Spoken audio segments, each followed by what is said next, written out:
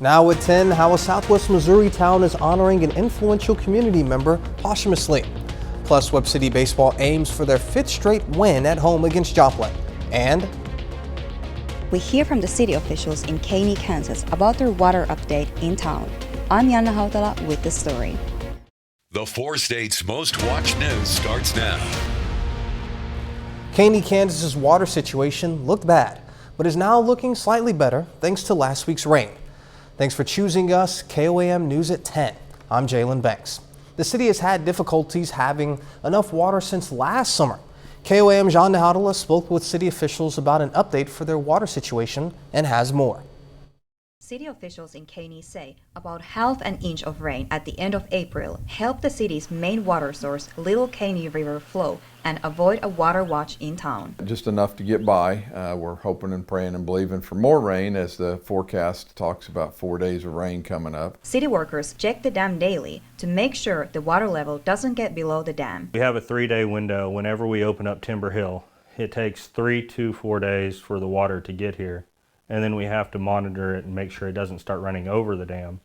And we have to shut it down before so we're not wasting any more water than what we need to out of the lake. Zellner says now that the city's secondary water source, Timber Hill Lake, is below 15 feet, the city plans to have a new primary water source. I enter into water talks with KOAM May 18th, and we're going to go down there and meet with them and start the water talks and discussion about getting water as a primary source from the KOAM Lake. Zellner says if everything goes as planned, they would be lucky to break ground next spring. The city is also planning an additional emergency line that they could get help for from a USDA fund. Zellner says they would try to do this in the summer. Chautauqua 4 is willing to look at us for an emergency line, a 2-inch line off of the end of their line that's close to us. They say they've been replacing old 1- and 2-inch lines in town to prevent any leaks in water lines. In Caney, Yanna Hautala, KOAM News.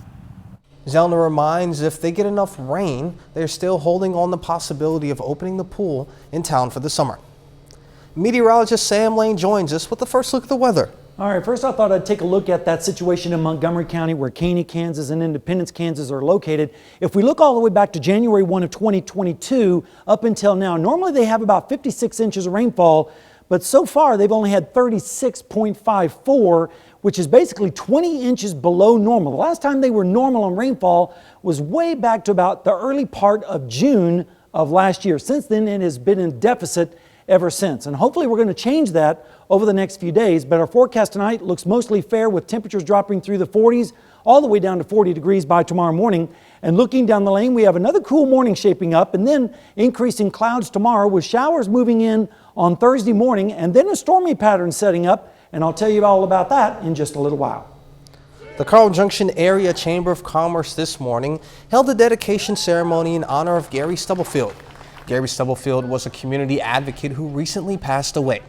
The Chamber of Commerce wanted to celebrate his legacy. The ceremony included a presentation and the unveiling of his name on the chamber building, followed by ribbon cutting. Oh, he was my best friend. You could talk to him about anything. He supported everyone in every way. He loved our children well, he loved our family well, and he loved his mother, and it's great to have her here today to see him being honored. Stubblefield, also known as Mr. Carl Junction, passed away in March. Local healthcare providers came together today to host a celebration of life. The event, organized by Mercy Hospital, Freeman Health System, Midwest Transplant Network, and organization called Saving Sight, honors organ, eye, and tissue donors and recipients. It's a chance for recipients to express their gratitude to those whose death gave life to another. It's amazing. It's an amazing gift to give, as those organs help people from the age of 2 all the way up to 90. The event was held at Joplin's Mercy Park. The new commissioner for the Missouri Department of Higher Education and Workforce Development today visited Crowder College. The commissioner, Bennett Boggs, stopped by to meet the faculty and staff of Crowder, as well as some students, to get an idea of the college's culture. Boggs says he hopes Crowder can help the state attain his goal of being the leading state in workforce development. That's a statewide strategic plan. It's going to happen, to get these things to occur, they're going to happen at Crowder College. They're going to happen at other institutions that are serving their regions. It's not going to happen in Jeff City. So I'm here to learn and listen and to see how these things can fit together and how in Jefferson City can our department be supportive and helpful. After visiting Crowder, the commissioner met with faculty at Missouri Southern. Authorities in Oklahoma say two missing teen girls are likely among 7 people found dead at a rural property an hour south of Tulsa. Michael George has the latest. We've searched the property and we've located 7 bodies. Oklahoma law enforcement found the bodies of 2 missing teen girls in Henrietta Monday, along with a convicted sex offender, his wife, and her children. No other family should go through what we're going through right now. And I don't even know what we're supposed to do next. The father of 16-year-old Brittany Brewer confirmed his daughter is among the dead. She always played with her little sister, and I don't know how I'm going to tell her, because she's like, Brittany's lost, Brittany's missing. And I got to tell a 4-year-old that she's gone. On Monday, Oklahoma Highway Patrol reported Brewer was endangered and missing, along with her friend, 14-year-old Ivy Webster. They were believed to be traveling with 39-year-old Jesse McFadden. Brewer's father told Tulsa station KOTV that his daughter was friends with McFadden's children, had spent the weekend with the McFadden family, and was supposed to come home Sunday night. Records from the state's Department of Correction show that McFadden was convicted on first-degree rape charges in November of 2003 and released from prison in October 2020. He was slated to stand trial Monday on charges of soliciting sexual conduct with a minor and possession of child pornography. Michael George, CBS News. Jesse McFadden's mother-in-law says her family didn't learn about McFadden's criminal history until a few months ago. Gender-affirming care for minors is now banned in Oklahoma. Republican Governor Kevin Stitt signed the bill into law last night. It bars healthcare professionals from providing gender-affirming care to those under the age of 18 in the form of surgeries, puberty-blocking medication, and hormone treatments. A healthcare provider accused of violating the new law could face felony charges. The ban takes effect immediately under an emergency clause. It leaves certain exemptions for minors currently receiving treatment. Coming up, why President Biden is preparing to send troops to the southern border. Plus, we'll look at a discussion aimed to raise the ceiling for the country's debt limit. The man accused of killing 5 of his neighbors in San Jacinto County, Texas last week was taken into custody tonight. 38-year-old Francisco Operiza is accused of fatally shooting 5 of his neighbors after he was asked to stop shooting a gun in his yard. The victims included a 9-year-old boy. He was arrested at a residence in Cut and Shoot, Texas. In just over a week, a pandemic-era immigration policy expires, giving migrants a greater chance of being allowed into the U.S. Customs and Border Protection is getting a boost from the Pentagon as it prepares for a significant increase in asylum seekers. Reporter Nicole D'Antonio has details. The Biden administration is preparing for a surge at the southern border, sending 1,500 troops to help Customs and Border Protection. These personnel will be performing administrative tasks like data entry and warehouse support. They will not be performing law enforcement functions or interacting with immigrants or migrants. Next week, the Trump-era immigration policy known as Title 42 is set to expire. That will end the ability to use the pandemic as a reason to deny entry into the U.S.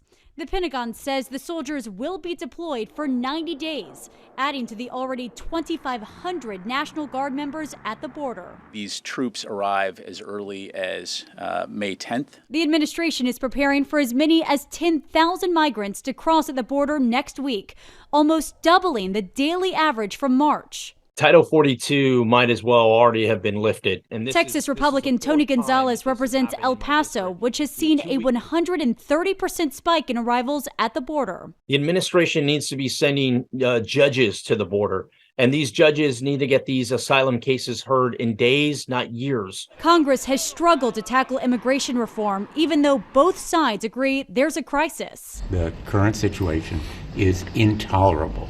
There need to be more resources. Hundreds of migrants are waiting just a few feet from the U.S., hoping to seek asylum. Nicole D'Antonio, CBS News, Washington. The White House says judges and lawmakers are heading to the border to handle expedited removal proceedings, and those who do not qualify for asylum will be removed in a matter of days or weeks. President Biden has invited congressional leaders to the White House to discuss raising the debt limit. The two sides haven't met to discuss the issue since February 1st. Democrats want a clean debt ceiling with no strings attached, while Republicans want to tie the debt limit to deep spending cuts in the future.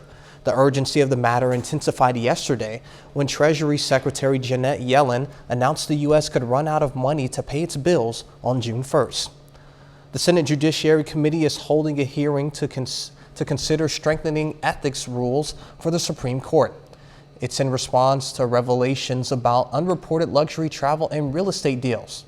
None of the 9 justices will be in attendance. Republican lawmakers have dismissed the recent scrutiny of the justices as an effort to undermine the conservative supermajority that has quickly moved the court to the right.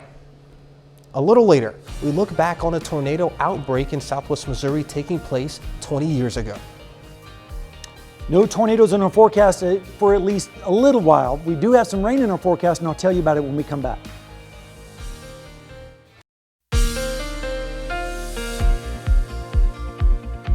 Well, friends, another nice day across the 4 states and a very pleasant evening shaping up across the region as well. Let's take a look outside right now at Seneca, Missouri, the Indigo Sky Casino and Resort.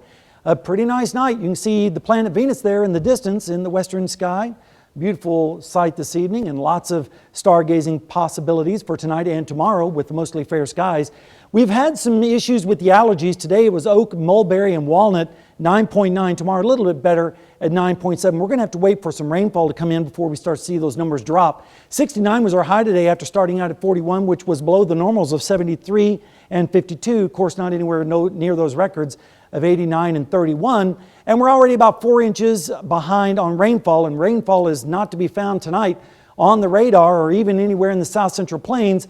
We have to wait for this big storm system that's spiraling over the western United States, and it's been hanging out there for a few days. It's being blocked by a ridge of high pressure that's preventing it from getting closer to us. But this ridge is going to start to break down over the next day or two, and as it does, we'll start to see our rain chances start to increase with that system coming in from the west. Temperatures tonight are in the 40s and 50s. It's already down to 46 in Chanute, and in our neighbors in Nevada, they're currently sitting at 53 degrees. Here in Joplin, you can see Venus there in the background. Calm wind, 54 degrees. Humidity, 41%.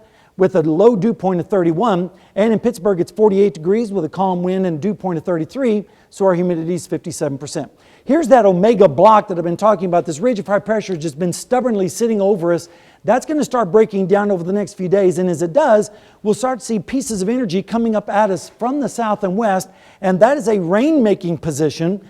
And we're going to have several chances of storms as each wave comes across our area with the heat and humidity. In fact, some of the storms could be severe on Thursday in Oklahoma along I-35. Some of those could sneak into our area late Thursday night into early Friday morning into our western counties, so we'll keep an eye on that. In the meantime, rain chances are going to be pretty much zero tomorrow, and then as we go into tomorrow night and early Thursday morning, we see the rain chances dramatically starting to increase as we have a leftover complex moving into our area. Lows tonight are going to be in the 30s and 40s with northeast winds. Then tomorrow, mostly sunny skies with a few clouds starting to come in from the south and west with highs in the mid-70s.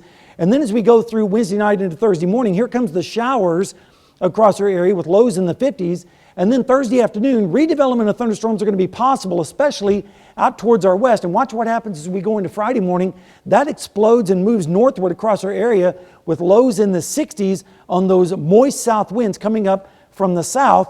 And that's going to help our rain chances as well. Speaking of rain chances, the GFS model is forecasting around an inch or two by the time this is all said and done by Friday at noon. Some models are predicting higher amounts. In fact, the European is forecasting higher amounts than that. So hopefully this model will verify and everyone will get a good dousing of some rainfall. Here's the forecast for you. Tomorrow 72, Thursday 30% chance of showers and storms in the morning and then again in the afternoon. Better chance of storms late Thursday night into early Friday morning, and then we keep the chances of rain going all throughout the rest of the forecast. Not every day are we going to see rain, and nor is everyone going to see rain, but everyone should get a little something in their rain bucket over the next 10 days with highs in the 80s and lows in the 60s. No tornadoes at this point, but we're going to keep an eye on it very closely because it is that time of year. I know we're probably beating a dead horse at this point, but we need as much rain as we can Absolutely, as much as we can get. All right, thank you. This week marks 20 years since a tornado outbreak in southwest Missouri. The Twisters hit on May 4th, 2003. Of the 15 tornadoes in Missouri, 11 spun through southwest Missouri that Sunday evening. One of the strongest tornadoes, an F3. It started near Ritchie, went through Pierce City and Battlefield before it lifted outside Springfield. As the tornado hit the nearby town of Battlefield, it went over Fire Station Number 1 and the fire district headquarters. No one was hurt, but their firehouses had to be rebuilt. The station that was rebuilt is prefab concrete and reinforced and much more sustainable in the event of a storm that would come through and cause damage, up to the glass that they used even in the building. The fire station also has a shelter inside for staff on duty. The chief says some homes in the area that were rebuilt also had storm shelters installed. Still ahead, Webb City Baseball puts their four-game winning streak on the line this afternoon against Joplin. And Player of the Year honors for a Pitt State softball player. Jacob Leonard has that and more after the break.